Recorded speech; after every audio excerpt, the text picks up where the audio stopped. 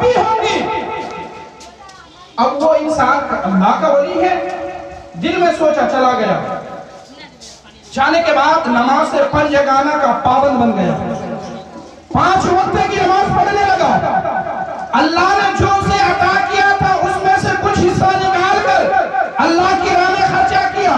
کچھ دنوں کے بعد پھر اسی اللہ کے ولی کے دربار میں پہنچا، پہنچنے کے بعد کہا حضور اب مجھے موت سے ڈر نہیں لگتا۔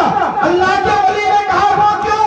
کہا وہ اس نے کہا اس لیے کہ جو چیز اللہ کی راہ میں خرچہ کر دی جائے، انسان اگر دنیا میں کسی چیز کو بنا لیتا ہے وہ اسی فکر میں رہتا ہے، ہم نے گھر بنایا ہے، ہمارے مرنے کے بعد اسے کون حاصل کرے گا، ہم نے دولت جمع کیا ہے، ہمارے جانے کے بعد ہماری دولت کا مالک کون بنے گا، وارث کون بنے گا۔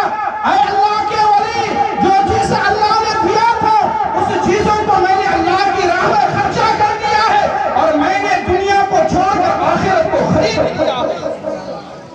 اللہ اکبر۔ آپ اندازہ کریں آج کیوں ہمیں ڈر نہیں لگتا؟ اس لیے کہ ہم پیسہ اکٹھے کرنے میں جھوٹے پڑے ہیں۔ آپ دیکھیے گا کہ اگر ہمارے جیب میں 10,000 ہونا، ہمیشہ یہی خوف رہتا ہے کہ کوئی چور تو نہیں آ رہا ہے، کوئی چور تو نہیں آ رہا ہے، جیب لکھاتا تو نہیں لمور، ایسے پکڑ کے دیکھتے ہیں بازاروں میں۔ اگر وہی چیز اگر ہم گھر میں حفاظت کے ساتھ رکھ دیں، انسان کا ڈر ختم، خوف ختم۔ اگر یہی چیز اگر اللہ کی راہ میں خرچہ کرے گا انسان، اگر وہاں کے لیے تیاری کر لے گا تو پھر انسان موت سے ڈرے گا نہیں بلکہ موت سے اسے محبت ہو جائے گی۔ کیوں؟ اس لیے کہ یہاں سے جانے کے بعد وہاں کسی اور سے نہیں بلکہ آمنہ کے لال کی زیارت ہوگی۔ کس سے زیارت ہوگی؟ آمنہ کے لال کی زیارت ہوگی۔ ہائے ہائے قربان جان۔ یا اللہ اگر ہمیں بھی اتنا نماز پڑھا، اللہ اگر کاش ہمیں بھی اتنا دیتا تو ہم بھی خانہ کعبہ کی زیارت کرتے، روضہ مصطفیٰ کی زیارت کرتے۔